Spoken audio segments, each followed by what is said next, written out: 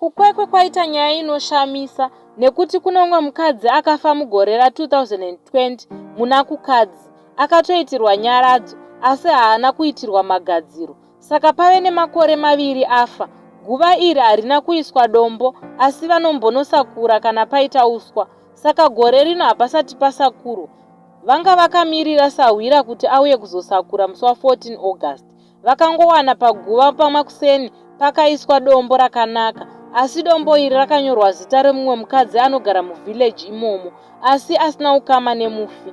Asi padombo pakanyorwa zuva rakafa munhu, zita nemutupo wake. Uye paiva pasina tsoka dzinoratidza kuti pakasvika vanhu, nokuti uswa kana kuti sora harina kutsikwa, chiripo idombo chete.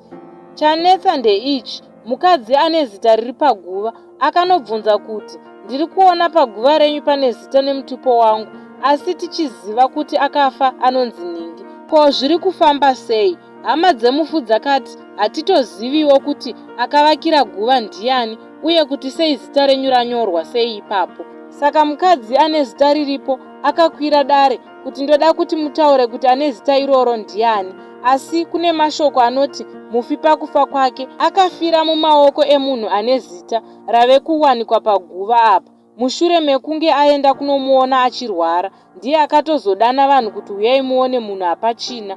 Nhai Zimbabwe, kufunga kwenyu munoti ndiani akavakira guva nekunyora zita iri, nokuti hama dzati havana kugara vaita uronga hwekuti vachavakira guva iri.